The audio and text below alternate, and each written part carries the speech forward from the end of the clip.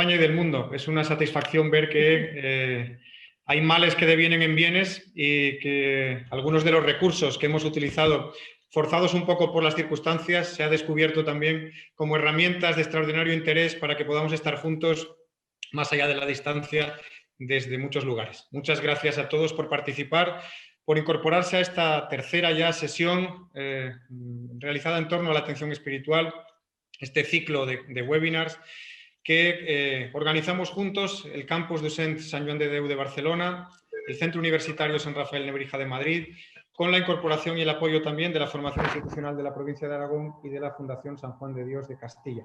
A todos nos mueve el interés por una parcela nuclear en la atención, en un modelo de atención integral como es la atención espiritual y que vamos abordando de muy diferentes maneras. Precisamente, como representantes del Campus Docente Sant Joan de Déu, tenemos con nosotros a la doctora Ana Ramió y al profesor David Lorenzo, que les realizarán ahora un breve saludo. Bien, empiezo yo. Bien, buenas tardes a todos y a todas desde diferentes partes de España y del mundo. Y como dice Gerardo, estamos muy contentos de que estén aquí con nosotros y esperemos que todas las ponencias sean de su interés. Muchas gracias. Doctor Lorenzo. Gracias, Gerardo. Gracias, Ana.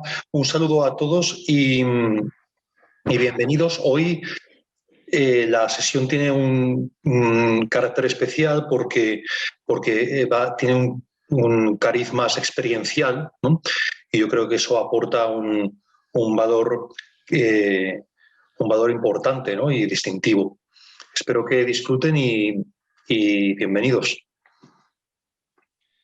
Como señalaba el doctor Lorenzo, después de dos sesiones teóricas que van con un carácter concéntrico y concentrador, que empezaron planteándose de qué hablábamos cuando hablamos de atención espiritual y que trataban de sentar las bases de qué es esto de la atención espiritual, que hemos intentado concretar o aterrizar en una segunda sesión planteándonos cómo aborda el sufrimiento, el dolor y la atención espiritual en grandes tradiciones religiosas y que hoy llega a un terreno distinto, a este terreno de la experiencia, de compartir con personas que acrisolan larga experiencia en la atención en contextos de fragilidad. Si reparan en el título, ven que estas son las palabras clave: experiencias, atención espiritual y contextos de fragilidad. Para compartir experiencias en este sentido, nos acompañan hoy Lourdes Casas Rodríguez, que es profesora del Colegio de Educación Especial del Centro San Juan de Dios de Valladolid. Es también responsable del Servicio de Atención Espiritual en el mismo centro y responsable de Pastoral de la Salud y Social en la provincia de Castilla de la Orden Hospitalaria, máster en bioética, miembro del CECAS, del Comité de Ética de la provincia de Castilla, y que, como ella misma señalaba en una frase que la sintetizase, ocupada habitualmente pero disponible siempre, y además va más allá de la frase hecha, porque es cierto, siempre que recurrimos a Lourdes siempre está dispuesta. Y además, como ven por su perfil, acrisola no solo experiencias, sino un abanico intenso de experiencias en diferentes ámbitos. Muchas gracias por participar, Lourdes, y ella será la primera en compartir con nosotros. Nos acompaña también José Antonio Porras Cantarero, Pepa, pediatra de la Unidad de Crónicos y Paliativos Pediátricos del Hospital Sant Joan de Déu. Pediatra, nos dice él mismo, por pasión y por vocación, máster en cuidados paliativos pediátricos, diplomado en ciencias religiosas y posgrado en espiritualidad, y un enamorado de Dios y de la vida. Con esta presentación ya podemos adelantar que la experiencia que nos cuenten va a serlo desde muchos ámbitos. Ven que además de experiencia asistencial y en el ámbito sanitario o social, el componente espiritual está presente no solo en su vida, sino también en su formación. Y cierra la terna Josep Toni Boix, responsable del SAER del Parc Sanitari Sant Joan de Déu de Sant Boi de Llobregat, diplomado en enfermería, posgrado en educación en salud y en atención espiritual, y que tiene además otras formaciones en curso: máster en logoterapia, especialista en Focusing y diplomatura en ciencias de la religión. Nos dice él mismo que, herido de absurdo en la infancia y reconvertido en buscador de sentidos, desde todos los ámbitos, ha tenido en Jesús de Nazaret un referente muy importante. con estas 3 personas, con estos 3 acúmulos de experiencias, iniciamos la tarde y tiene la palabra en primer lugar Lourdes Casas. Pues muchas gracias a todos y a la organización por hacer este macro encuentro y yo voy a compartir pantalla. Sé que en esto perdemos un poco la vista, pero con tantas pantallas de participantes, pues bueno, tampoco pasa nada. Entonces voy a compartir pantalla porque las palabras que os pueda decir, si van acompañadas de imagen, ganan fuerza y ponéis un poco imagen a todo lo que os estoy contando, ¿no? Como decía Gerardo, el título que nos ofrecieron era experiencias en atención espiritual en contextos de fragilidad. Por un lado, desgranando el título, experiencias, pues mi experiencia es en el Centro San Juan de Dios de Valladolid. Como han dicho, llevo 25 años trabajando en él y siempre perteneciendo al SAER, los 10 o 12 últimos años como responsable. En atención espiritual, pues dentro de este marco del servicio, ¿no?, de atención espiritual. También soy profesora en el colegio, pero siempre volcada y animada por la atención espiritual. Y luego el contexto de fragilidad en el que yo me muevo, tenéis ahí la fachada, es en este centro que se dedica a la atención a personas con discapacidad intelectual. Entonces, este es mi contexto de fragilidad en el que estoy y con estas personas es con las que intervengo habitualmente. Nos pedían cuando preparábamos esto que lo hiciéramos desde la parte más humana de la experiencia. Bueno, pues la parte más humana de la experiencia aquí es toda, ¿vale? Lo burocrático pues es otra cosa que no cuenta y que además se olvida, te quedas con esto, ¿no?, a lo largo de tantos años, con la experiencia más humana. Con lo cual yo en la presentación prácticamente solo voy a poner fotos, porque el texto al final es lo burocrático, ya os lo cuento yo, y que veáis esas imágenes y que nos ayuden, ¿no? Primero voy a empezar hablando de personas, voy a usar los conceptos que ahora mismo en la atención espiritual y religiosa en personas con discapacidad o en el marco de la atención a personas con discapacidad intelectual nos movemos, que es sobre todo personas, capacidades, apoyos y entornos. Cuando he visto un poquito las 5 pantallas que había hasta el momento que me he puesto a hablar, había muchas personas que conozco que están en este sector de personas de atención a la discapacidad de un montón de centros de España, ¿no? Entonces, seguramente que ellos comparten lo mismo, incluso lo hemos compartido en primera persona en muchos encuentros. Personas. ¿Por qué personas? Porque trabajamos con personas. Yo cuando llegué al centro de Valladolid empezaba esto de la calidad, ¿no? Vinieron a darnos una formación y la persona que vino era de una agencia externa y dijo, es que yo he llegado aquí y ustedes están en este centro que trabajan con personas. El centro que está enfrente, el centro de trabajo es la FASA Renault, que se dedica a fabricar coches, ¿no? Ellos trabajan con coches, ustedes con personas. Esto no lo olviden nunca, ¿no? Pues yo creo que trabajar con personas es una oportunidad, pero trabajar con personas con discapacidad es la oportunidad, es decir, la oportunidad de vivir cada día situaciones únicas, especiales, porque son personas como cualquiera de nosotros, personas con sentimientos, con necesidades, con intereses, son personas capaces de ser felices, capaces de un montón de cosas y sobre todo capaces también de relacionarse. Ahí he puesto 2 imágenes, unas de un encuentro de Gijón, Vigo y Valladolid en el lago de Sanabria.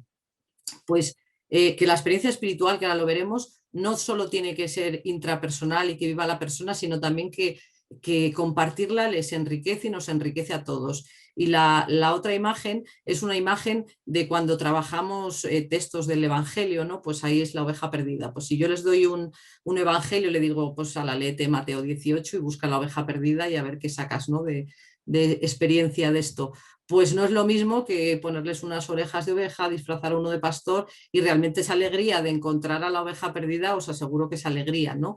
Y esa vivencia que tienen de todas las experiencias. Entonces, en este término, además de personas con discapacidad, los que no estáis en el sector, nosotros siempre decimos son personas con discapacidad. Y este término le acuñaron ellos, las mismas personas que quisieron defender esto, que ante todo son personas, porque hasta ahora se les había llamado a lo largo de los años con términos que para ellos eran despectivos, como discapacitados, retrasados, es decir, que tienen una parte más peyorativa. Entonces, ante todo son personas, y esto lo recalco porque es un poco lo que piden ellos.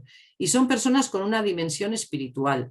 Y desde este enfoque que tenemos en la orden hospitalaria de atención integral, en el que la dimensión espiritual es una más, pero es una más a tener muy en cuenta, pues en este marco nos movemos, ¿no? El mundo emocional y afectivo de estas personas es un mundo rico, de fácil expresividad, además, y todo el aprendizaje sensorial a través de experiencias vitales es fundamental, es muy importante y enriquece mucho su dimensión espiritual. El abordaje que hacemos con ellos de esta dimensión espiritual puede ser individual o grupal. Ahí hay dos imágenes de un abordaje individual, una persona que necesitaba rezar, había fallecido su padre y quería que ese momento fuera en la iglesia, ¿no? No quería en otro sitio. Luego hablaremos de entornos y ese entorno le eligió esa persona.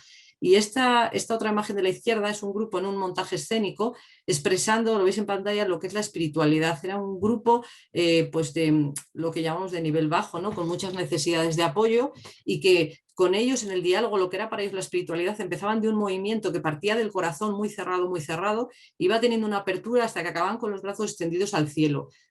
Manifestando esa apertura primero hacia los demás y luego a la trascendencia, a algo más allá que ellos saben que existe porque lo han vivido. Otra palabra importante, capacidades. Estas personas tienen capacidades. Quizás en otras épocas, ¿no? Cuando se ha hecho un abordaje a la persona con discapacidad se ha hecho desde las limitaciones. Pues capacidades versus limitaciones. Ahora el punto de partida que hay con estas personas son las capacidades. Y sobre todo tienen capacidad para ver con otros ojos y para ver con otra mirada lo que está ocurriendo en el mundo. Es una mirada más limpia, menos contaminada, quizás, ¿no? Ellos sí que son capaces de crear verdaderos espacios de hospitalidad de una manera prácticamente espontánea. Esa imagen es de una dinámica que, como veis, tengo yo las fotos con el símbolo de la paz, era una dinámica del Día de la Paz, ¿no? Nos poníamos las gafas, intentábamos ver una situación que representábamos con otra mirada, con una mirada de paz, ¿no?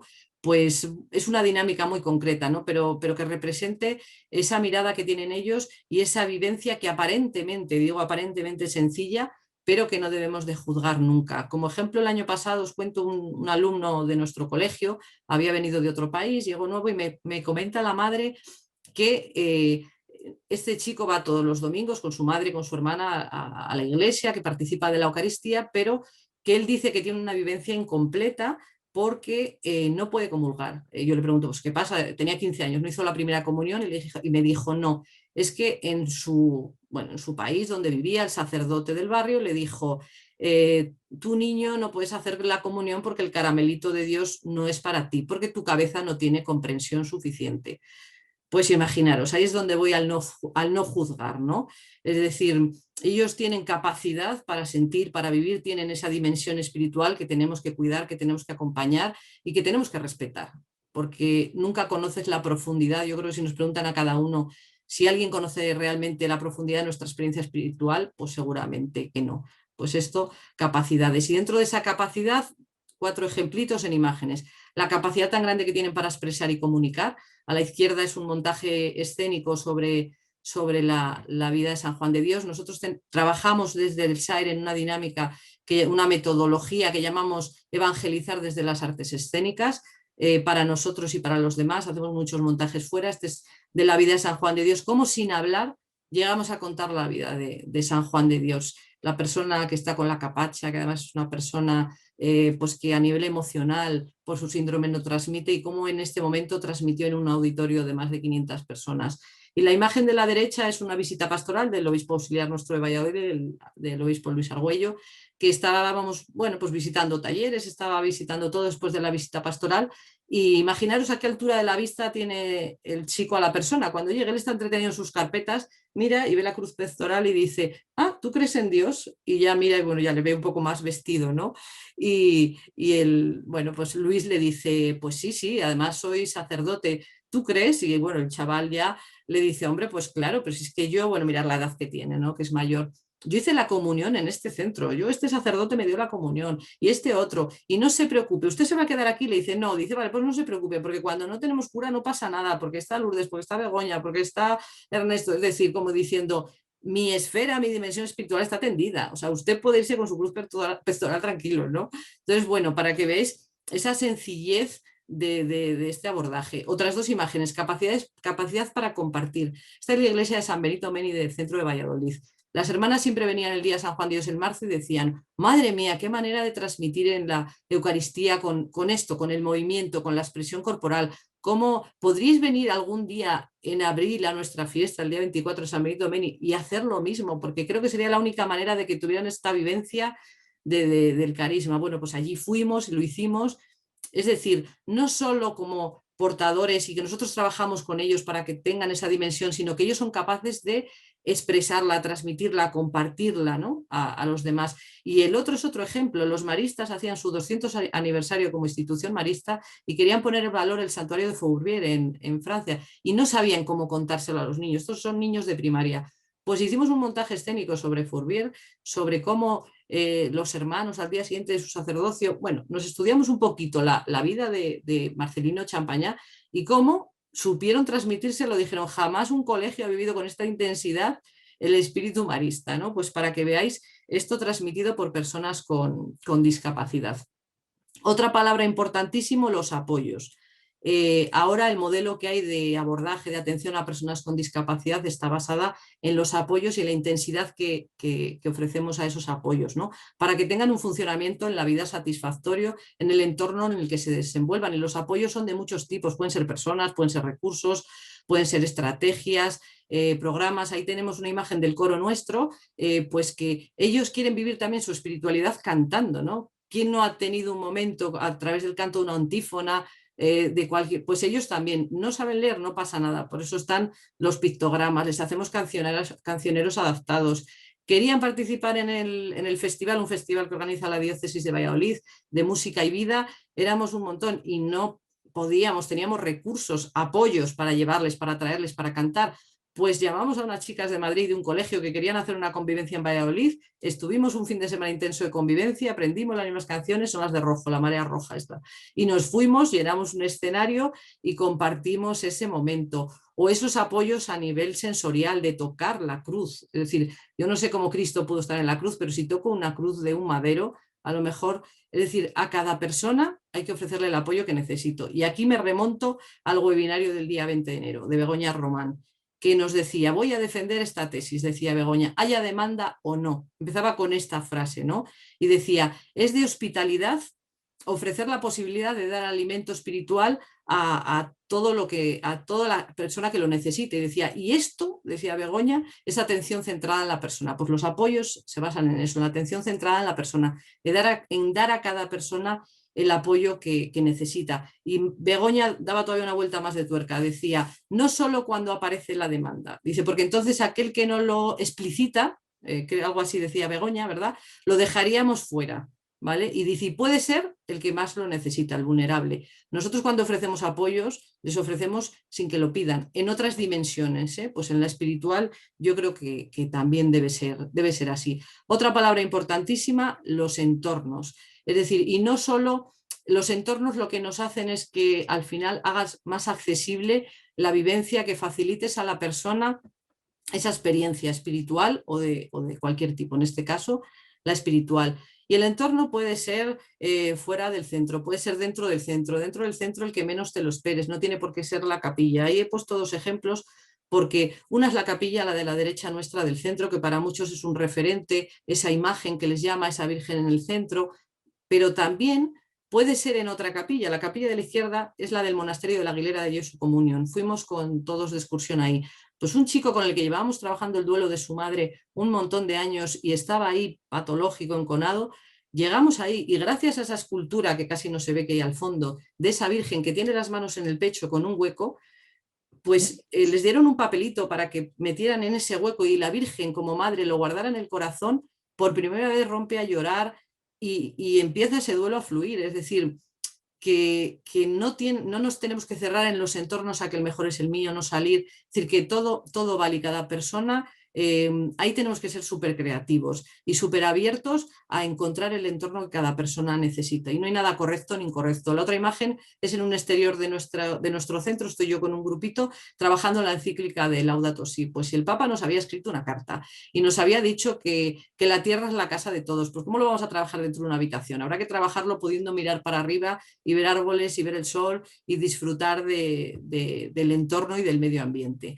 Pues estos son los entornos. Y es que yo tenía 15 minutos, entonces me quedan 2. Yo aquí precisa. Dentro de 4 días es San Juan de Dios esta imagen es de un montaje que le llamaron Loco. Tendríais que ver la cara de todos de fascinación mirando a San Juan de Dios, alabándole, apuntándole con las manos, y aquí voy a remitirme a la carta que nos ha escrito el otro día Jesús Etayo con motivo de la festividad de San Juan de Dios, que la titulaba Listos para salir, y decía: la experiencia de nuestro fundador, y os aseguro que los chavales conocen la vida, la experiencia de San Juan de Dios. Estos días que estamos en la festividad la trabajamos de mil maneras, y no solo en Valladolid. Quiero decir que hoy he visto en Twitter a Emilio de Granada, que estaba por ahí en la reunión, con un visual thinking trabajando la vida, y como él todos, en Vigo haciendo un teatro de sombras. Es decir, aquí pongo el valor, el trabajo de todos los centros de España que estamos trabajando la vida, no solo Valladolid. Pues decía Jesús que la experiencia de nuestro fundador tiene que ser para nosotros una llamada a estar siempre listos para salir a practicar la hospitalidad. Pues os aseguro que en ellos esto es así, porque yo he vivido estos 25 años a su lado y he podido vivir de verdad la fraternidad más sincera y la hospitalidad más verdadera. Así que muchas gracias y feliz San Juan de Dios. Muchas 15 minutos Lourdes. clavados, 15 minutos clavados. Gracias por el esfuerzo. En estos días he sido un poco pesado con los ponentes. Antes no hemos explicado un poco la dinámica. Vamos a hacer una primera intervención, o ellos van a hacer una primera intervención de unos 15 minutos. Reservaremos otros 15 para comentar algunos aspectos de los que sean comunes a lo que ellos hayan podido decir.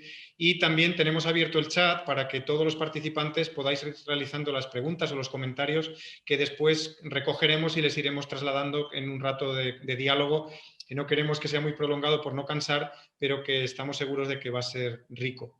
Gracias, Lourdes, por tu exposición y por ajustarte escrupulosamente al tiempo. Cambiamos de escenario, nos vamos a un ámbito muy especial, que es el de los paliativos pediátricos, y comparte con nosotros José Antonio Porras Pepa.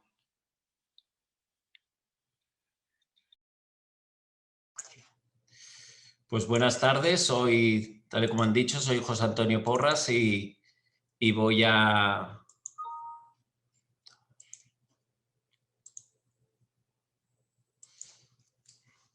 compartir mi experiencia de atención espiritual en contextos de fragilidad.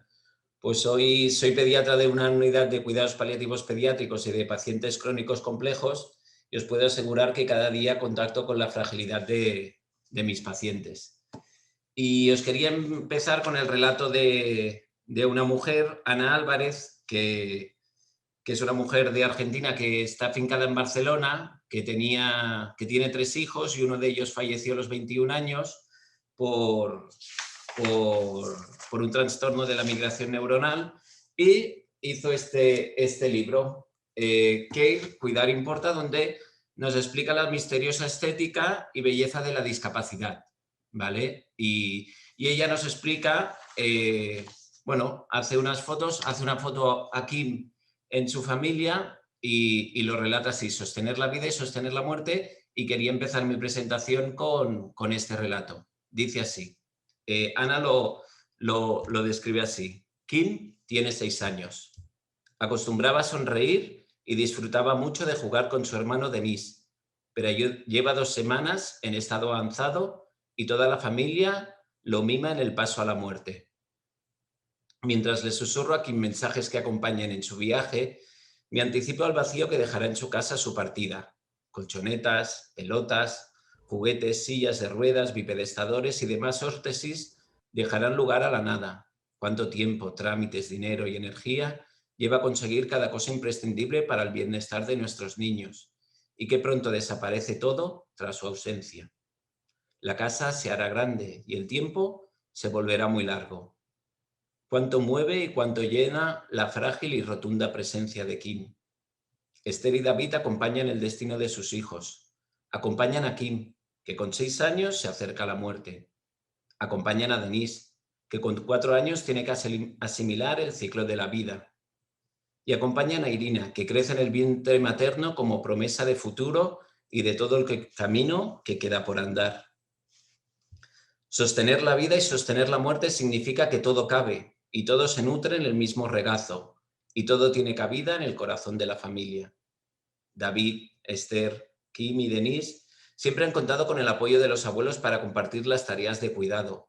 Mientras hago las fotos, Percibo el dolor por partida doble que sienten ellos, los abuelos.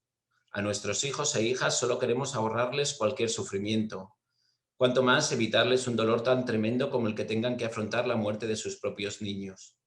Por primera vez, no me animo a pedir una foto. Ese abuelo alto y fuerte, ese abuelo montaña y roca, parece que se desmorona y solo se puede ofrecer respeto frente al dolor de quien se rompe.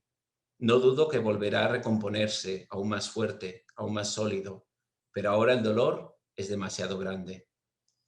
En este mismo espacio donde hoy hablamos en voz baja para no molestar a Kim, volverán a brotar las risas y habrá lugar para los festejos, la muerte y la vida, despedidas y bienvenidas que se suceden dejando el corazón flexible para que quepa aún más y más amor. Pues la fragilidad de nuestros niños es tan vasta, es tan amplia, que yo como pediatra solo no la puedo abarcar y necesito un equipo multidisciplinar. Necesito un equipo de pediatras, necesito un equipo de enfermeras, necesito un equipo de trabajadores sociales, necesito un equipo de psicólogos y necesito un equipo de agentes espirituales para poder abrazar esta fragilidad. Os pido unos segundos para que penséis en la fragilidad. ¿Qué os viene a la imagen cuando hablamos de fragilidad en niños? Y a mí me vienen dos. Las fichas de dominó que cuando una cae, caen todas. Y la cuerda floja por la que transitan nuestros niños en vida. ¿Y qué son los cuidados paliativos? Pues es una estrategia que intenta mejorar la calidad de vida en pacientes y familias afectos de una enfermedad limitante o amenazante para la vida a través de la paliación del sufrimiento y del dolor, otros síntomas físicos, psicosociales, espirituales y de todo tipo.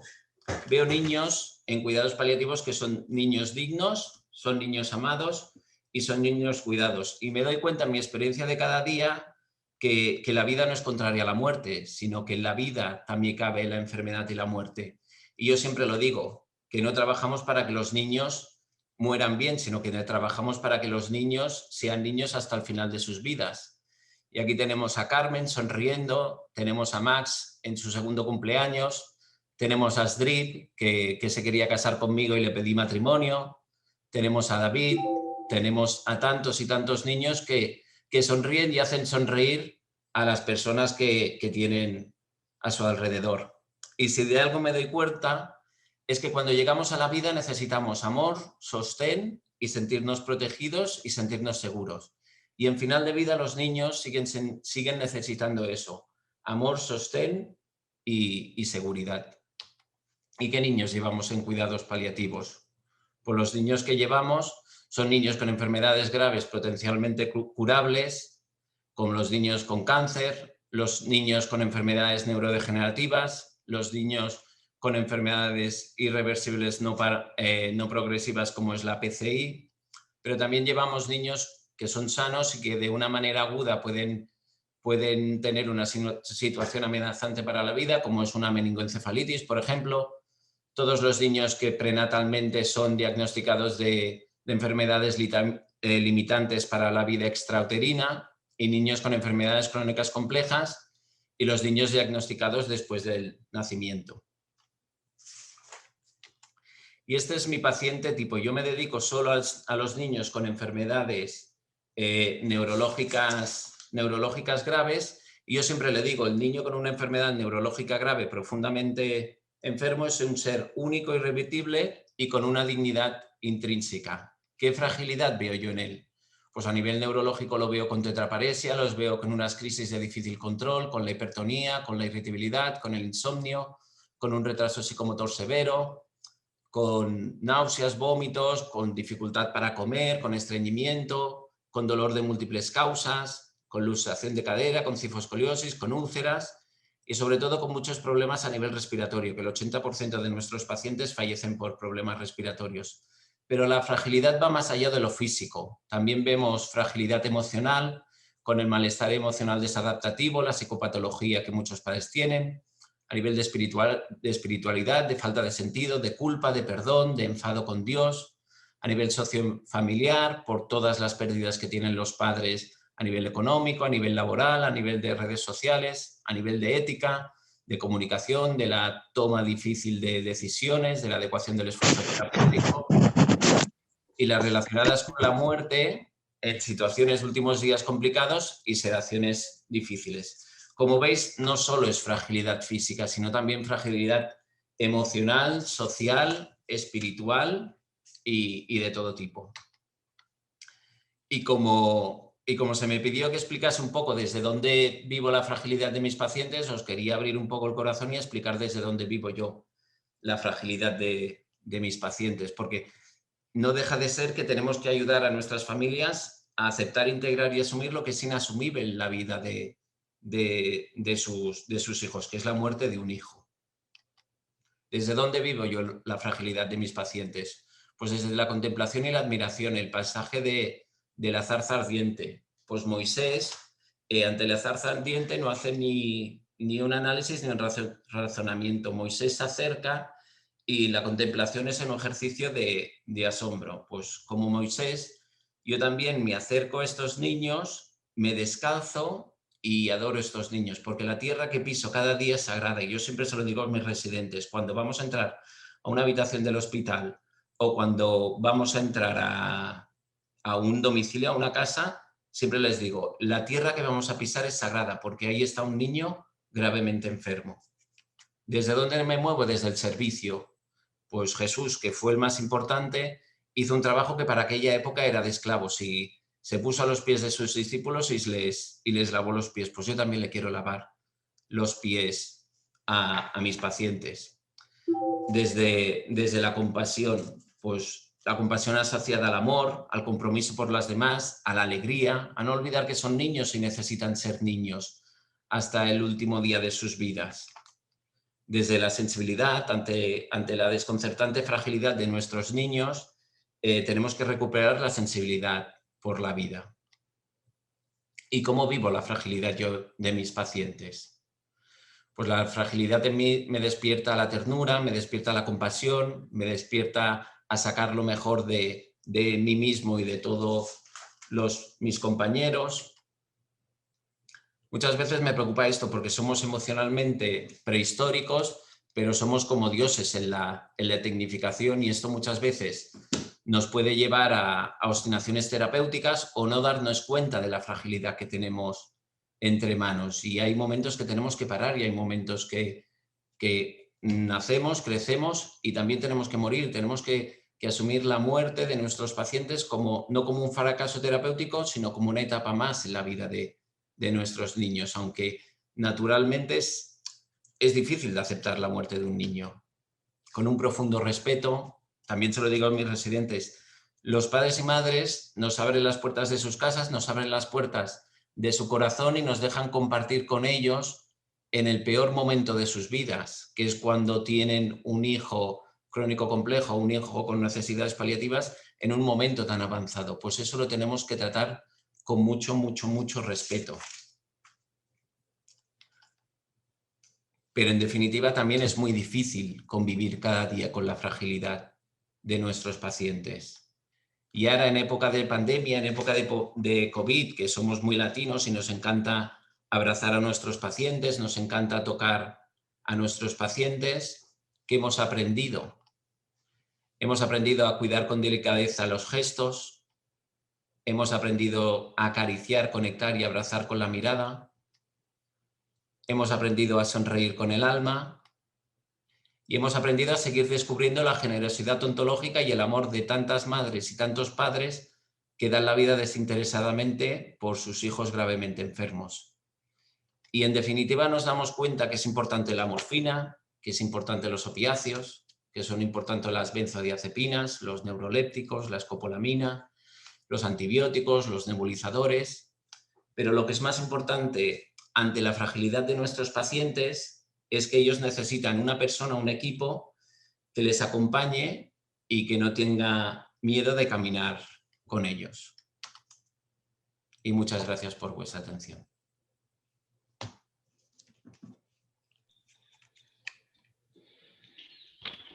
Muchas gracias, José Antonio. Hace ya algunos años, precisamente en el marco del posgrado de Humanización y Atención Espiritual que cursaste, leí en uno de tus trabajos esta expresión, descálzate porque el terreno que pisas es terreno sagrado. Cuando la escuché aplicada a una habitación de hospital y concretamente de una unidad pediátrica, fue como si la descubriese de nuevo, como si eso que habíamos leído tantas veces me abriese un horizonte enorme. Y creo que ahí hay toda una síntesis espiritual. O sea, solo esa concepción, esa idea de entender como terreno sagrado y tratar como terreno sagrado todo lo que ocurre en ese ámbito, ya habla de un primer reconocimiento, ¿no? De un posicionamiento que luego tendremos oportunidad de comentar en el diálogo. Cerramos esta primera parte con Tony Bosch. Cuando quieras, Tony. Muy buenas tardes. Para mí, hablar después de dos corazones tan bellos como el de Pepán y Lourdes es bastante difícil, pero me animo a ello, compartiendo algunos aspectos de mi trabajo de atención espiritual en salud mental. No lo he concebido tanto desde lo frágil porque creo que a lo largo de la vida frágiles lo vamos siendo todos y precisamente por eso reconocemos lo sagrado del dolor y del sufrimiento y desde ahí tendemos a arrodillarnos o a inclinarnos unos frente a otros, ¿no? Este es un esquema breve de cómo planteamos la atención espiritual en salud mental desde distintas disciplinas, pero buscando ese trabajo coordinado con el equipo al servicio de la persona desde nuestras disciplinas, ¿no? Desde las disciplinas que nos permiten a nosotros aportar valor añadido. Y desde ahí, un poco con una mirada retrospectiva, he visto que los tipos de atenciones que solemos hacer en salud mental suelen tener que ver con atenciones a personas profundamente religiosas que están viviendo algún síntoma distresante relacionado con una depresión profunda, con una clínica de ansiedad que no consiguen solucionar. A veces también se encuentran asediados por ideas persecutorias, paranoides, de desconfianza, apocalípticas, ¿no? Creencias no funcionales que les hacen no poder adaptarse a la vida de cada día. Como ejemplo de este caso, os he seleccionado el caso de una mujer que nos derivaron al SAER desde el Servicio de Atención al Migrante, una señora con 57 años que a raíz de varios duelos empezó un cuadro depresivo grave, con síntomas conversivos, con mutismo, llanto constante, y con ella lo que intentamos hacer fue adecuarnos a su cosmovisión, adecuarnos a su lenguaje religioso y utilizar tanto el Corán como la Suna para ayudarla a transitar en su autocomprensión de que no era una persona desgraciada, sino una persona agraciada, ¿no? De alguna forma es poder, como decía Pepán, respecto a esa vida y esa muerte que se dan la mano, o también lo que explicaba Lourdes de las distintas capacidades, junto a las capacidades, el poder identificar en la biografía que hay muchos regalos de Dios que acompañan nuestro sufrimiento, ¿no? Y que muchas veces quizás el dolor en un primer momento nos dificulta el darnos cuenta de toda esa abundancia que hay alrededor de la pérdida que también experimentamos. Otro perfil que atendemos es el de personas con síntomas psicóticos de contenido religioso que desean ser acompañados espiritualmente. Y esos síntomas a veces pueden ser vividos negativamente o positivamente, en la medida en que a esas personas las conecten con entidades benéficas o perjudiciales. Y aquí os pongo otro caso, atendido en la unidad de agudos de nuestro centro en Numancia, que era una persona que sentía que estaba poseída por un demonio y que además en su domicilio pues también él había abierto sin mucha conciencia un portal por el que entraban y se apoderaban de su casa toda una serie de espíritus inmundos, ¿no? Y ahí la actuación fue una actuación lenta, una actuación constante, muy coordinada con la psiquiatra, en la que utilizamos todos los medios a nuestro alcance para transmitirle esa confianza básica que sostiene todas las creencias religiosas. En este caso, esta persona era de cultura católica y es esa idea de que Dios está por encima de todo, ¿no? Y de que la providencia de Dios y el amparo de Dios trasciende cualquier amenaza que pueda asediarnos. Y desde ahí, que esa persona pudiese volver a acercarse a su casa, acercarse a su vida, retomarla, sabiendo que tenía a su lado esa compañía que no falla. Y por último, y es el caso que he querido desarrollar con más detalle, es el caso de personas con intereses espirituales, pero sin ninguna adscripción religiosa definida, que arrastran problemas de culpabilidad a veces, o a veces todo lo contrario, de victimización por haber sido heridos en su pasado, que tal vez también arrastran distintos duelos no resueltos y que ese cóctel les lleva a experimentar una vida sin esperanza ni sentido. Y este caso es el caso de Laura, una mujer de 31 años que se crió en una familia que la psiquiatra que derivó el caso tipificaba como disfuncional, en la que se produjeron muchas experiencias traumáticas, algunas relacionadas con conductas inadecuadas del padre hacia ella. Esta joven sufrió bullying también en la infancia, sufrió un trastorno de conducta alimentaria, episodios depresivos desde la adolescencia y se define a sí misma como insegura, con baja autoestima, con identidad truncada y una sensación de vacío interno e insatisfacción vital de años de evolución. Esta descripción sale en el informe de alta de la psiquiatra que derivó el caso. Y el ingreso en este caso fue por un empeoramiento, por una serie de dificultades tanto laborales como vitales, podríamos decir, en el contexto del estado de alarma que se desencadenó en marzo del 2020, y a raíz de eso esta persona hace un intento de suicidio con una sobreingesta medicamentosa y empieza su proceso de recuperación con un fardo de sentimientos de fracaso, desesperanza, inutilidad, culpa, desmotivación y desorientación vital. En la valoración que le hicimos a nivel de los 3 ejes de relación consigo misma, con los demás y con la trascendencia, lo que vimos es que sí que tenía una predisposición a la relectura de su vida, pero una dificultad para concretar qué era valioso para ella, también para concretar exactamente en qué creía, con muchos aspectos de la propia identidad que rechazaba, con un gran sufrimiento que vivía desde la culpa y sintiéndose victimizada, sometida por las circunstancias. A nivel relacional se sentía ignorada en su identidad personal y tenía un profundo resentimiento y deseo de venganza hacia su padre. Pero por otro lado sí que sentía que algunas personas, como su pareja, un amigo íntimo o el propio equipo, se comprometían con ella para que pudiese desarrollar un proyecto de vida buena. Y ella manifestaba también una capacidad importante para establecer una conexión emocional con los demás. Y a nivel de trascendencia, se preguntaba por los motivos de esperanza y propósitos hacia los cuales se podía dirigir. Sí que es cierto que su actitud vital era pesimista y que no era capaz de valorar los aspectos positivos de la vida.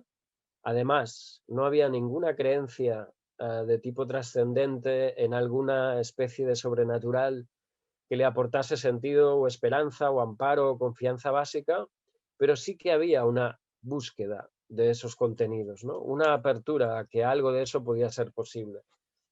Y lo que hicimos fue trabajar a varios niveles. Por un lado, hicimos un abordaje narrativo de los pensamientos saboteadores que son habituales en personas que han sufrido abusos a través de este cómic, El cuento de una rata mala, que es un cómic protagonizado por una chica que, como esta paciente, había sufrido abusos en su infancia y estaba viviendo en las calles de Londres, apartándose de su familia.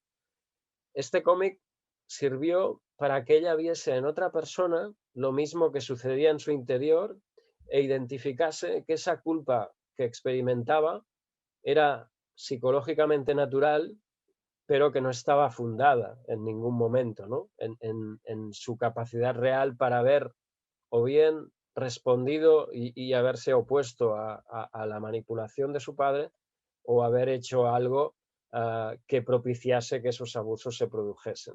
Este fue el primer eslabón en nuestro viaje. El segundo eslabón tuvo que ver con el manejo de los aspectos culposos y con el hecho de que pudiese reconciliarse consigo misma.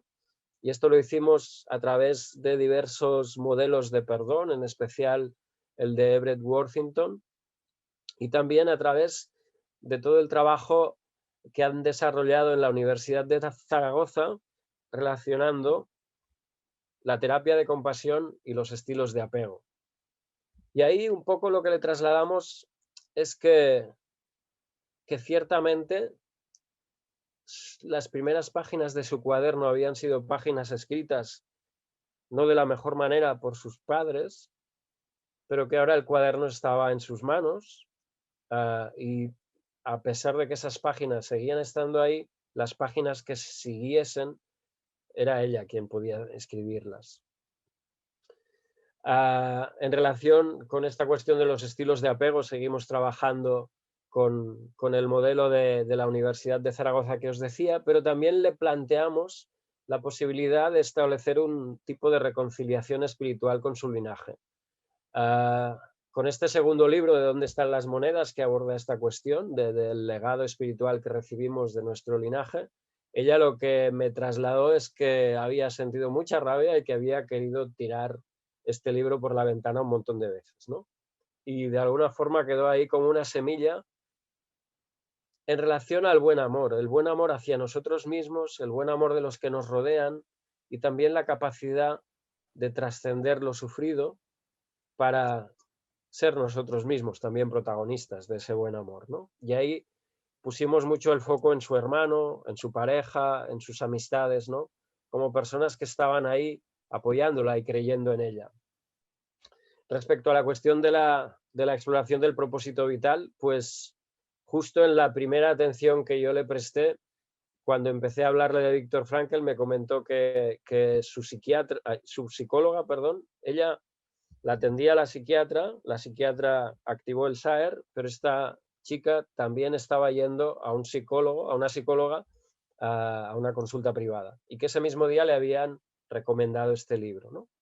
Y ahí trabajamos desde la cuestión de que la vida nos permite realizar valores de tipo creativo, aportando nosotros cosas al mundo, de tipo experiencial, en el que somos nosotros quienes recibimos amor, afecto o belleza del mundo, pero también de tipo actitudinal, a la hora de encontrar maneras dignas, valiosas, ejemplares de encajar lo sufrido y el sufrimiento. Desde esa idea que a ella le aportó mucha esperanza, de entender que estamos condicionados pero no determinados.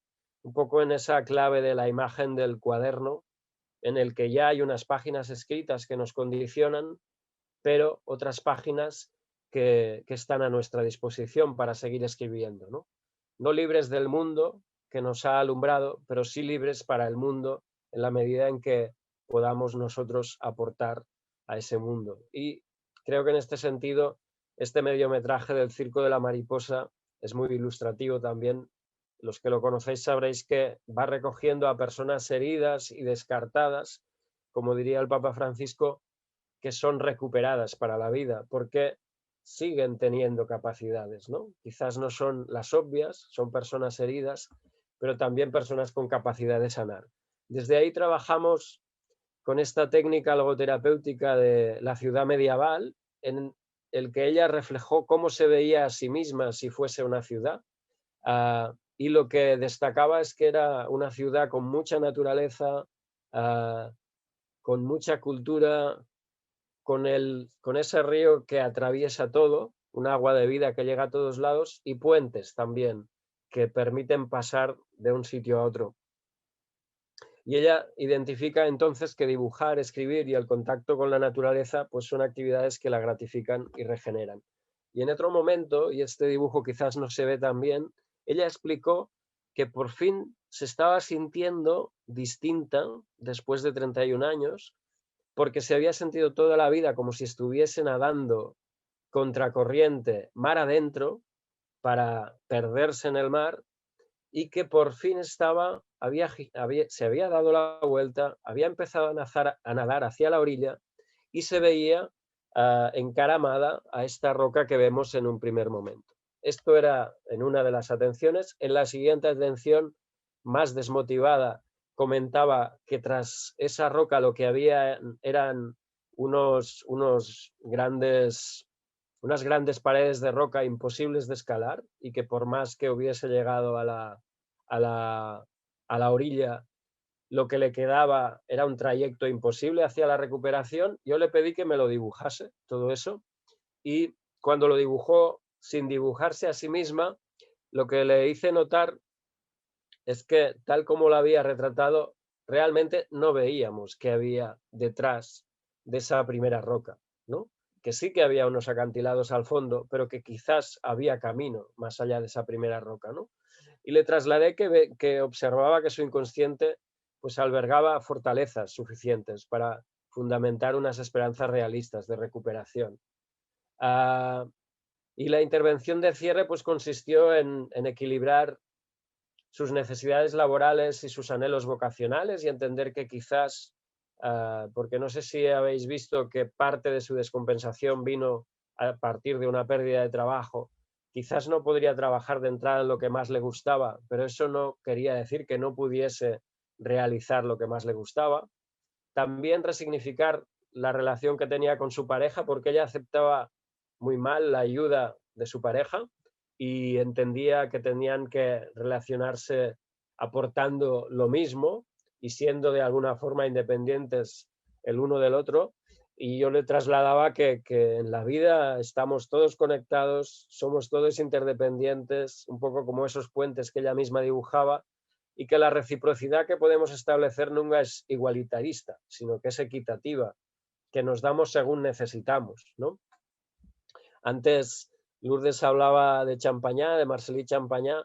A mí quizás una frase que siempre me ha impresionado tiene que ver con San Vicente de Paúl, cuando habla de que a la gente no hay que darle lo que merece, sino que necesita, ¿no? Y desde ahí pues un poco establecer esa idea de que la reciprocidad que nos debemos unos a otros es, desde honorar nuestra interdependencia, una reciprocidad equitativa.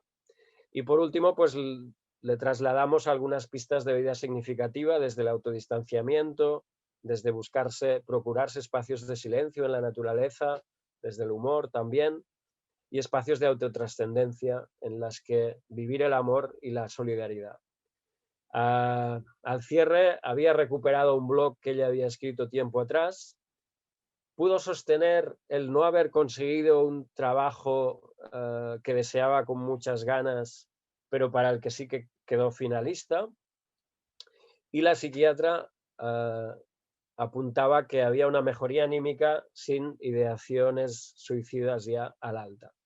Y de forma casi un poco de prueba, porque esto lo tenemos que acabar de desarrollar más, pero le pasamos esta pequeña encuesta donde le preguntábamos qué tan satisfecha estaba con el servicio prestado por el SAER, que rodeó la cara de muy satisfecha, y también le preguntábamos en qué medida la atención espiritual había mejorado su experiencia de ingreso, ¿no?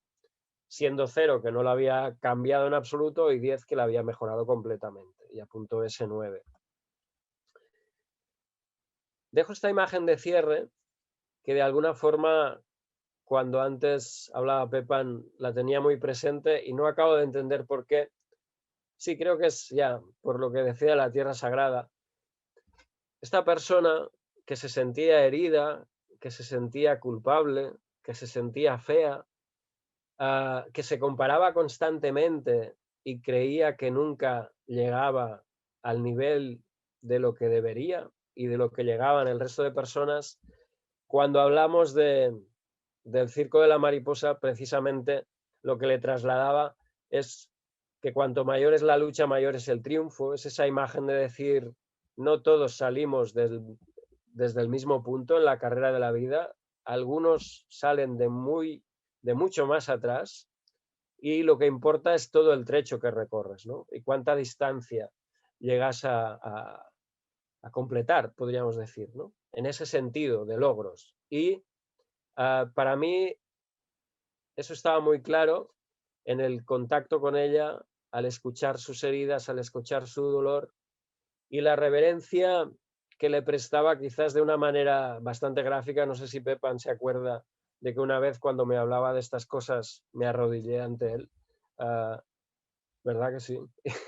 Pues en esta atención, yo sin conocer a esta persona, pero sabiendo lo que le pasaba, dispuse el Espai de Silenci, donde tenía que visitarla por primera vez, con una silla firme y robusta en la que ella se sentaba, y yo sentándome en la moqueta que hay en el Espai de Silenci, muy, muy bajito a sus pies, ¿no? A sus pies, desde esa reverencia ante lo sufrido y desde la esperanza de que puede sanar. Y le pedí permiso para explicaros todo esto y que me facilitase este dibujo, y ella comentaba que se le hacía extraño ver su vida en unas diapositivas, pero que le compensaba si de alguna forma podía comunicar algo de esperanza, ¿no? En que los pequeños cambios, aunque pequeños, son posibles. Y yo se lo agradezco también, que nos haya permitido asomarnos a su vida y a esa sacralidad que muchas veces percibimos con más facilidad en el dolor. Muchas gracias. Muchas gracias, Tony. Gracias a los tres.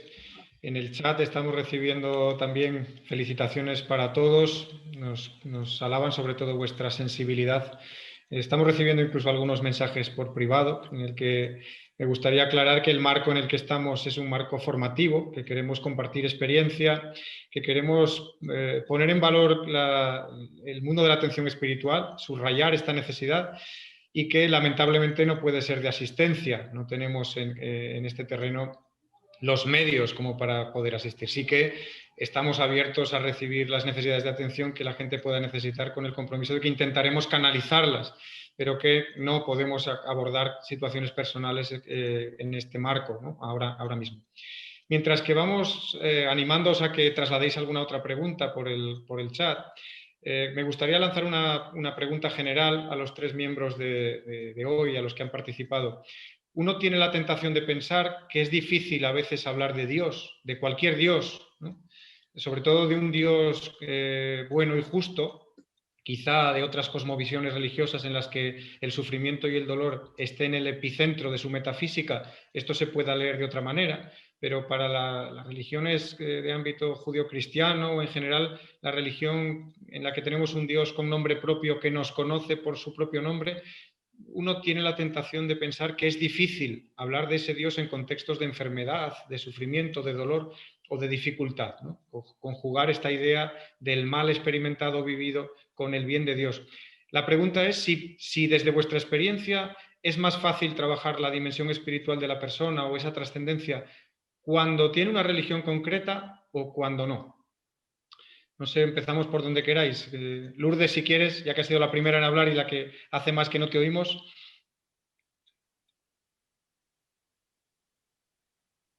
Ya, que tenía el micro apagado.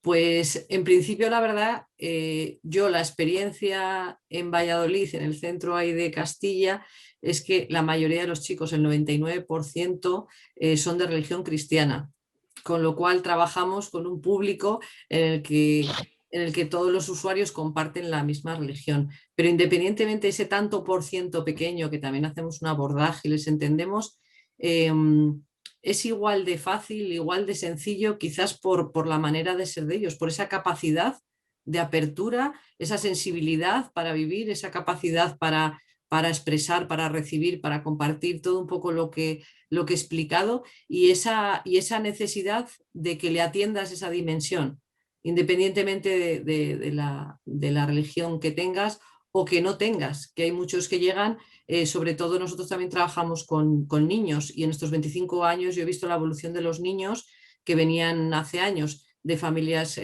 cristianas, la mayoría, con una tradición, que todos sabían el Padre Nuestro, ahora que los niños son otros, pero todos, yo creo que la característica que les une es esa apertura, esa hospitalidad también con mayúsculas, de acoger todo lo que puedas trabajar con ellos y que es en beneficio de ellos, porque al final la atención espiritual tiene, como una de las dimensiones, tiene un impacto grandísimo en el bienestar de ellos, emocional y a todos los niveles, con lo cual me parece igual de fácil todo.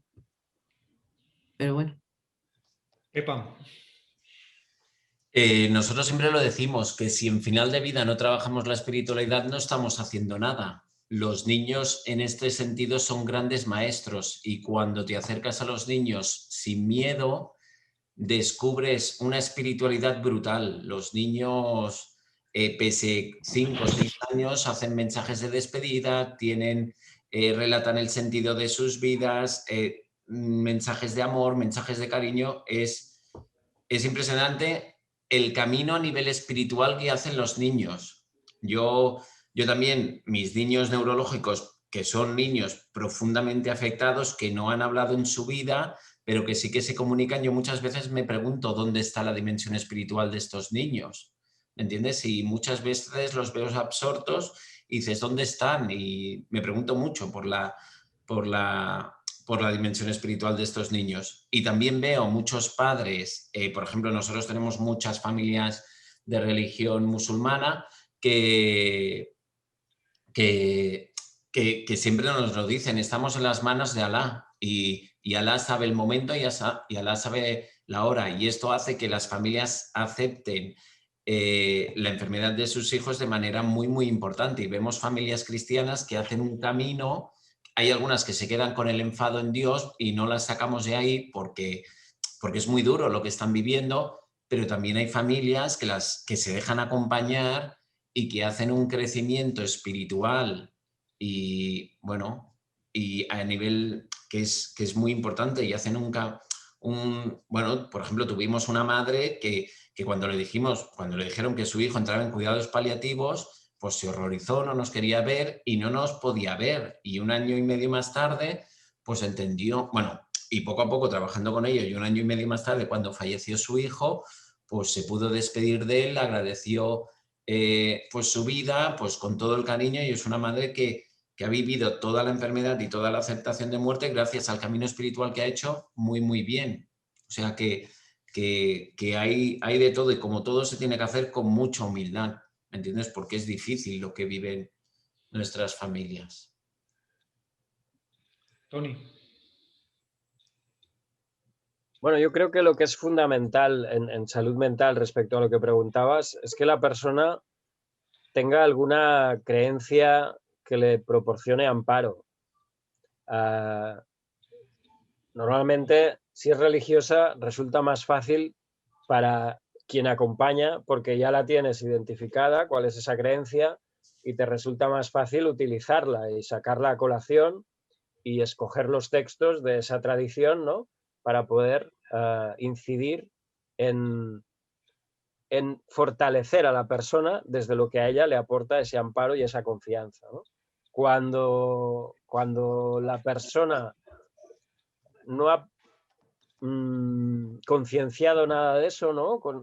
No es una experiencia quizás más intuitiva, bueno, pues en el acompañamiento va saliendo y lo vas buscando, lo vas detectando, lo vas identificando y lo vas haciendo aflorar para utilizarlo también.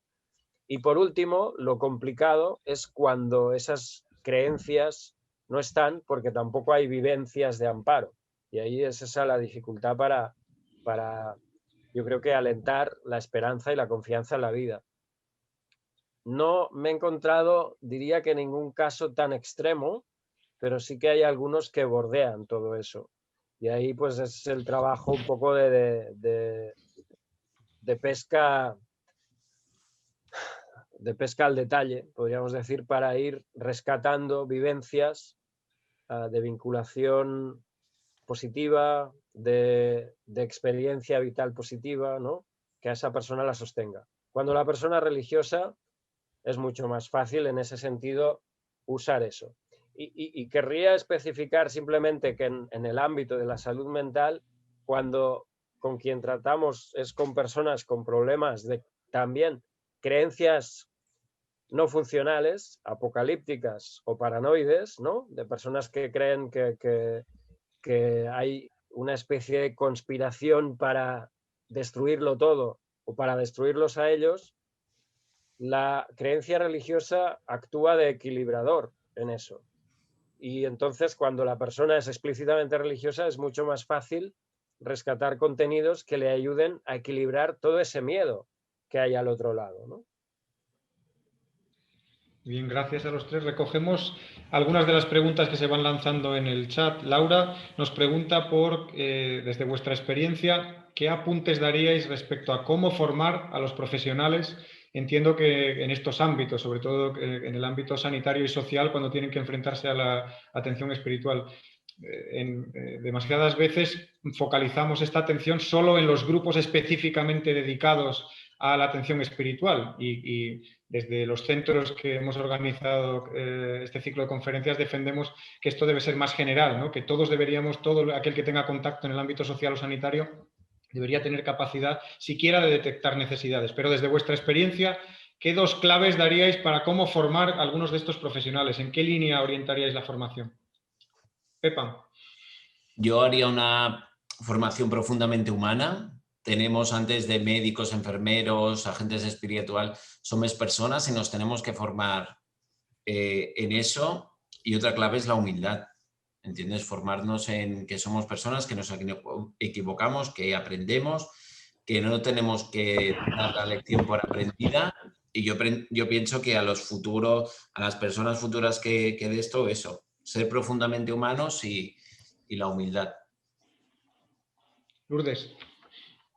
Aquí las claves, por ejemplo, en nuestro caso, es por un lado trabajar desde la parte a lo mejor más teórica, es decir, conocer todo esto, ¿no? Para poder abordarlo con profesionalidad y con calidad, pero por otro lado dar una formación práctica, es decir, si la persona no lo vive en primera persona es muy difícil que luego esto lo entienda, es decir, esta metodología que he esbozado de las artes escénicas, de evangelizar a las artes escénicas, o tú lo vives, cómo representar una lectura del Evangelio, cómo representar la biografía de San Juan de Dios, o tienes esa vivencia, ese sentimiento desde la música, desde el movimiento, desde la imagen, o luego es muy difícil. Y esta experiencia la hemos tenido con profesionales de otros centros de la orden que han venido y han vivido esa experiencia, y creo que sí que ahí es cuando verdaderamente comprendes toda la dimensión que esto abarca, ¿no?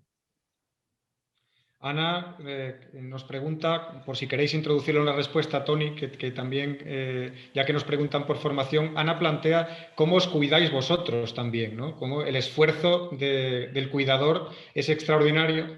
Quizá lo podéis meter en la variable también unido a la anterior. Tony. Bueno, como dirían, me va al pelo esto que dice Ana, ¿no? Porque es que precisamente lo que quería aportar a lo que ya ha dicho Pepan y Lourdes, y estoy totalmente de acuerdo con ellos, es que es importante que el profesional tome conciencia y conecte con su dimensión espiritual y reconozca en él esas fuentes de sentido, de amparo, ¿no? De confianza, y desde ahí, al reconocerlas en él mismo, pues puede ser capaz de identificarlas en los otros. Reconocer que están ahí y reconocer que necesitan ser cultivadas y cuidadas, ¿no? Por eso digo que la pregunta de Ana era tan pertinente. Sobre cómo nos cuidamos, esa es una pregunta de alto octanaje, porque yo creo que cuidarse es fácil relativamente, pero el problema es que también la realidad nos maltrata mucho, ¿no? Con lo cual no se trata tanto solo de identificar cómo me cuido, sino de identificar también qué es lo que me está desgastando, drenando, lesionando, hiriendo, ¿no? ¿Qué me está a mí haciendo sufrir? Y yo siento, quizás con la humildad que decía Pepa, que estoy en ello. Y estoy en ello aprendiendo cada día y un poco a tientas. Por supuesto que todo mi bagaje personal a nivel religioso no es que me ayude, es que es mi fundamento. Pero después, cómo eso lo actualizo en el día a día concreto y en las situaciones en las que me voy encontrando, pues últimamente a mí lo que me está ayudando mucho, y creo que está ayudando también a los que me rodean, es que lo comparta, que comparta cómo me estoy sintiendo, que conecte conmigo mismo, y ese compartir con otros profesionales, que son profesionales asistenciales, no del SAER, ¿no?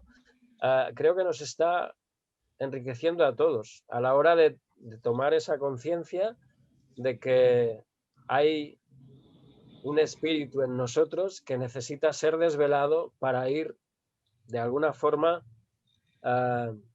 ungiendo todo lo demás. Y aquí, antes creo que Pepa hablaba de la unción, en cierta manera, la unción desde ese ungüento que nos aplicamos en el alma, ¿no? Lo diría desde ahí. Y cuando hablo en plural, y Pepa me ha encantado en su presentación cómo hablaba del equipo, hablo en plural porque es algo que nos hacemos unos a otros. Que no, este trabajo no es de francotiradores, ¿no? Ni de llaneros solitarios, sino que es de personas que forman comunidades de atención, ¿no? Yo en este cuidar creo que un poco la línea de Tony es, por un lado, cuidarnos nosotros, nuestra propia dimensión, nuestra espiritualidad, cada uno también según los horarios que tenga, o yo fin de semana no trabajo, entonces pues lo dedicas también, ¿no? Incluso con tu propia familia, con tu propia comunidad eclesiástica o parroquial, ¿no? Es decir, por un lado tú lo tuyo, otro lo que han apuntado ambos, ¿no? El tema del equipo, el cuidarlo a ese nivel de equipo. Pero yo en mi caso también hay otro cuidado, que es el cuidado que nos hacen ellos, las personas con discapacidad, a nosotros a través de tantos detalles, al final nos cuidan, ¿no? Ahora mismo en esta situación de pandemia, nosotros, bueno, el centro son 360 personas, pero estamos muy parcelados, es decir, yo no puedo ni relacionarme con los residentes, con los ocupacionales, el colegio está dividido en 3 por grupos estables y tú vas por el patio y cuando me venía al mediodía, ¿no? Te saludan desde las ventanas, un autocar se te para y todos en la ventana, es decir, todos esos detalles de reconocimiento, de aprecio, al final te cuidan también de otra manera reconociendo esa labor. Entonces, en esas 3 vías, uno mismo, los compañeros y el equipo y las propias personas a las que atienden. Y yo creo que José Antonio también cuando ha hablado de los padres, una vez que ese reconocimiento, ¿no? Es una manera de cuidar, de reconocer, de seguir diciendo, haz esto con más familias porque es el camino, ¿no? Lo que para mí ha servido, que lo desearía para otros también. Se va animando el chat, os sintetizo algunas otras cuestiones y permitidme, los que estáis participando, que agrupe algunas, no voy a poner nombre, algunos que nos hablabais de si la fragilidad es un entorno especialmente propicio para la atención espiritual, ¿no? Si es un ámbito que con toda su dificultad también tiene algo que facilita el hecho de plantearse estas cuestiones trascendentes. Y ligado a esto, nos planteaban también en el chat otros ámbitos de fragilidad extrema, ¿no? Hablan de los abortos o del suicidio y de cómo quizás socialmente fuese necesario trabajar también estas dimensiones de una manera más amplia que en el ámbito puramente asistencial, ¿no? Cualquiera de vosotros, los que queráis, sobre alguna de estas cuestiones, si queréis comentar algo.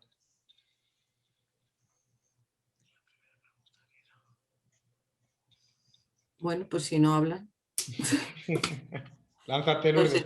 Yo creo que en el momento que estás en una situación de fragilidad, pensado en primera persona, por un lado, si pides ayuda, si eres capaz de pedir ayuda, ¿no? Pues no, pides ayuda a veces, pero no sabes el qué, ¿no? Necesitas algo, pero no sabes el qué.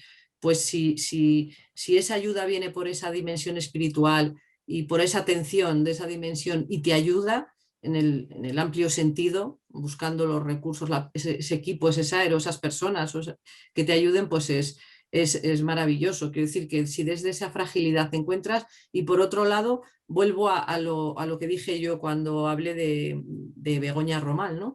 Esa tesis que dice haya demandado, no, pues si de ese contexto de vulnerabilidad y de fragilidad que decía que a veces no está explícita, nos lanzamos a ofrecer, a ayudar, pues quizás aportemos mucho, ¿no?, a esa persona frágil que necesita en ese momento una ayuda porque está tocando fondo o lo que sea, con estos temas un poco más en el extremo que nos apuntan en el chat. Gerardo, yo para responder, cito a Elizabeth Kubler-Ross, que es la madre de los paliativos a nivel del mundo mundial, y dice: las personas más bellas con las que me he encontrado son aquellas que han conocido la derrota, conocido la pérdida y han encontrado su forma de salir de las profundidades. Estas personas tienen una apreciación, una sensibilidad y una comprensión de la vida que los llena de compasión, humildad y una profunda inquietud amorosa. La gente bella no surge de la nada. Yo creo que la fragilidad, si vivimos bien la fragilidad y esto nos abre a los demás, y nos abre a uno mismo, si nos abre a las demás personas, si nos abre a una relación trascendente, yo creo que sí que puede ser plataforma para trabajar la dimensión espiritual. También puede ser un motivo de encierro, pero también puede ser un motivo de apertura. Yo muy brevemente he sido muy cenizo toda mi vida y una vez alguien me dio una lección respecto a eso y creo que es que lo que nos abre a la trascendencia, lo que nos hace trascender es lo que nos descoloca. A veces es el sufrimiento, a veces es una alegría inesperada.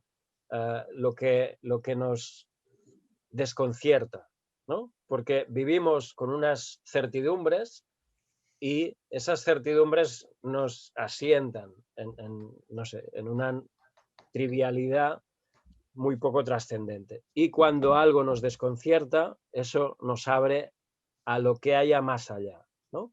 Pero también puede ser la alegría, no es solo la fragilidad, ¿no?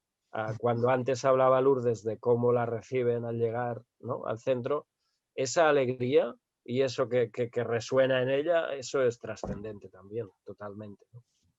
Yo me preguntaba sobre la cantidad de abortos que está habiendo ahora a nivel social. En muchos países están legalizando el aborto.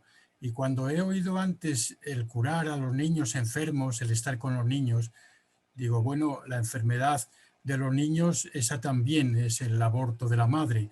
No sé cómo se podría hacer, si a través del Estado, si a través de alguna sociedad que tuviese relaciones con los suicidas o con las madres abortivas, que para mí es un poco lo mismo. Abortar es como un suicidio.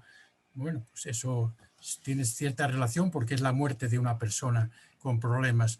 Entonces no sé si por encima un poco de los tratos médicos que estamos teniendo como profesionales y como empresa, pues habría alguna forma de contactar con ellos, pues igual que hacemos yendo a buscar personas sin hogar que están en la calle y que los podemos decir que vayan al albergue, un poco a nivel voluntariado, a nivel no estrictamente profesional, sino de buscar una solución más que dar consejos, porque el tema de los consejos es extraordinario. El tema de la religión, a alguien le puedes convencer de que si hay otra vida, por muy mal que se pase aquí, en aquella vida vamos a vivir, y eso siempre da una tranquilidad enorme.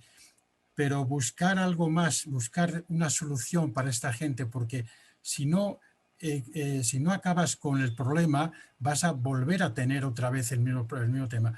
Yo recuerdo compañeros que se marchaban de la carrera porque, bueno, voy a contar, perdona el ejemplo, pero os lo cuento.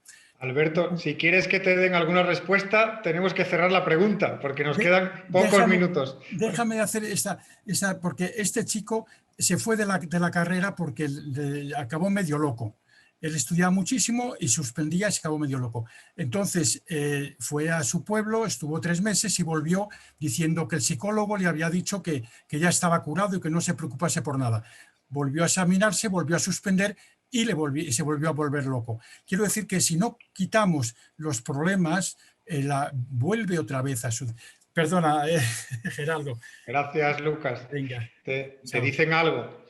Nosotros, por ejemplo, a nivel de los abortos, pues estamos luchando mucho por los cuidados paliativos perinatales. Cuando una madre se le diagnostica a su hijo, a su feto, a una enfermedad limitante para la vida extrauterina, un niño que va a nacer con una hipoplasia pulmonar o que va a nacer sin riñones, un niño que sabemos que dentro del útero materno puede vivir, pero una vez fuera del útero materno no puede vivir, en muchos hospitales la única opción es el aborto y la interrupción voluntaria del embarazo. Pero nosotros estamos trabajando para instaurar los cuidados paliativos perinatales, que es que esa madre siga adelante con el embarazo, nosotros la seguimos acompañando y ese niño o esa niña que nace puede vivir horas, minutos, horas, días o semanas. Y para nosotros esa vida también tiene sentido y también abogamos por esa vida. Y para mí eso es el culmen de los cuidados paliativos, pediátricos, que es cuidar a un ser que va a vivir muy poco tiempo, pero esa vida también tiene sentido y esa vida también es amada y esa vida también tiene que ser cuidada. Y esto lo intentamos extender y esto lo intentamos trabajar para que la única opción ante estas enfermedades no sea el aborto ni la interrupción voluntaria del embarazo, sino que estos embarazos pueden seguir adelante. Y los relatos de estas madres que dicen el mismo día que va a nacer mi hijo puede que muera, son impresionantes, pero son cargados de mucho amor y mucho cariño. Y son familias que muchas de ellas lo hacen por cuestiones cristianas o religiosas, pero hay también hay muchas familias que lo hacen por simple humanidad, porque no quieren matar a su hijo. Y yo creo que en ese sentido, por ejemplo, nosotros estamos avanzando en cuanto a los cuidados paliativos perinatales. Sí, creo que David Lorenzo está pidiendo la palabra. David. Sí, y cerramos contigo. Vale. Gracias. Bueno, yo solamente esto es una pregunta y a la vez una afirmación o una sorpresa, ¿no? Oyendo, yo creo que nunca había oído en tan poco tiempo a tantas personas que estuvieran tan en contacto, tan constantemente con el sufrimiento o con la fragilidad, ¿no? En tan poco tiempo. O sea, para mí es un lujo existencial, no solamente intelectual, oírles, ¿no? A ustedes. Y claro, bueno, la pregunta de reflexión era que supongo que ustedes deben tener sus momentos de crisis, ¿no? Porque no debe ser fácil no rebelarse contra el amor a la vida o contra Dios con todo lo que ustedes ven, ¿no? Ya está. Bueno, esto no, es que no es una pregunta, no, pero yo les oigo hablar y es verdad que esto es una conferencia y no van a estar aquí, digamos, lamentando, ¿no? Pero hombre, mantener la esperanza o el amor a la vida que ustedes transmiten y a la vez, pues no rebelarse contra Dios con todo lo que ustedes tocan cada día, es que es cada día, no estamos hablando de algo ocasional, ¿no? Pues no debe de ser fácil, ¿no? Entonces, bueno, nada más solamente quería constatar mi sorpresa, ¿no? Y a la vez admiración, ¿no?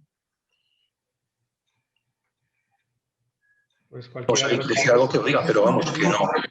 David, si te contesto, yo creo que para Dios el sufrimiento no es malo, ni la muerte, puesto que Él ha creado a la persona tal como es.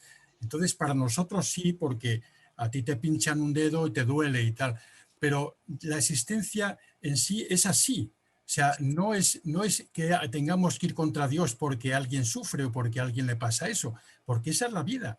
Lo que pasa es que nosotros tenemos miedo a esa muerte, pero como decían ahora, el que tenga miedo a la muerte no debiera haber nacido. Quiero decir, la existencia es así. Hay gente pobre, hay gente que sufre, hay gente que no tiene padres, pero eso no es malo para Dios. Eso es así como lo ha creado. Y nosotros tenemos que aceptarlo.